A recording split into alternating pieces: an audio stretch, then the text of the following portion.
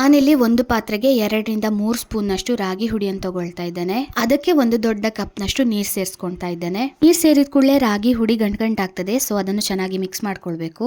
ಇನ್ನು ಈ ಮಿಕ್ಸ್ ಅನ್ನು ಚೆನ್ನಾಗಿ ಕುದಿಸ್ಕೊಳ್ಬೇಕು. ಕುದಿಸುವಾಗ್ಲೂ ಇದನ್ನು ಮಿಕ್ಸ್ ಮಾಡ್ತಾ ಇರಬೇಕು. ಯಾಕೆ ಅಂತ ಹೇಳಿದ್ರೆ ಬಿಸಿ ಆದ ಹಾಗೆ ಇದರ ಕನ್ಸಿಸ್ಟೆನ್ಸಿ ದಪ್ಪ ಆಗ್ತಾ ಹೋಗ್ತದೆ. ಆ ಟೈಮ್ ನಲ್ಲಿ ಕೂಡ ಅದು ಗಂಟುಗಳಾಗುವ ಚಾನ್ಸಸ್ ಇರ್ತದೆ. ಒಂದು 10 ನಿಮಿಷ ಮೀಡಿಯಂ ಫ್ಲೇಮ್ ನಲ್ಲಿ ಈ ತರ ಚೆನ್ನಾಗಿ ಕುದಿಸ್ಕೊಳ್ಬೇಕಾಗ್ತದೆ. ಈ ತರ ದೊಡ್ಡದಾಗಿ ಬಬಲ್ಸ್ ಬರುವಾಗ ಆಫ್ ಮಾಡಿ ಅದನ್ನು ತಣಿಲಿಕ್ಕೆ ಬಿಡಬೇಕು. ನನ್ಗಿದು ಆಲ್ಮೋಸ್ಟ್ ತಣ್ಣದು ನಸು ಬೆಚ್ಚಗಾಗಿರ್ಬೇಕಿತ್ತು, ಹಾಗಾಗಿ ಆಲ್ಮೋಸ್ಟ್ 30 ಮಿನಿಟ್ಸ್ ಹಾಗೆ ಬಿಟ್ಟಿದ್ದೆ. ಆಮೇಲೆ ಒಂದು ಕಪ್ಗೆ ರಾಗಿ ಅಂಬ್ಲಿಯನ್ನು ಹಾಕೊಂಡು ಅದಕ್ಕೆ ಉಪ್ಪು, ಮನೇಲಿ ಮಾಡಿದಂತ ಉಪ್ಪಿನಕಾಯಿ, ಹಾಗೆ ಒಂದು ಅರ್ಧ ಗ್ಲಾಸ್ ನಷ್ಟು ಮಜ್ಜಿಗೆ ಹಾಕೊಂಡು ಚೆನ್ನಾಗಿ ಮಿಕ್ಸ್ ಮಾಡ್ಕೊಳ್ತಾ ಇದ್ದೇನೆ. ರಾಗಿಗೆ ಯಾವುದೇ ರುಚಿ ಮತ್ತೆ ಸ್ಮೆಲ್ ಇಲ್ಲದ ಕಾರಣ ನಿಮ್ಗೆ ಯಾವ ಫ್ಲೇವರ್ ಬೇಕು ಅದನ್ನು ಆಡ್ ಮಾಡ್ಕೊಳ್ಬಹುದು. ರಾಗಿಯಲ್ಲಿ ಕೂಲಿಂಗ್ ಪ್ರಾಪರ್ಟೀಸ್ ಇರುವ ಕಾರಣ ಇದು ದೇಹವನ್ನು ತಂಪಾಗಿರ್ತದೆ. ಅದೇ ರೀತಿ ಇದನ್ನು ಸರಿಯಾದ ರೀತಿಯಲ್ಲಿ ಬಳಸಿದ್ರೆ ಡೈಜೆಷನ್ ಈಸಿ ಆಗ್ತದೆ, ಹಾಗೆ ಬ್ಲಡ್ ಶುಗರ್ ಮ್ಯಾನೇಜ್ಮೆಂಟ್ ಮತ್ತು ವೇಟ್ ಮ್ಯಾನೇಜ್ಮೆಂಟ್ಗೂ ಹೆಲ್ಪ್ ಆಗ್ತದೆ. That's it for today. Thank you so much for watching. By.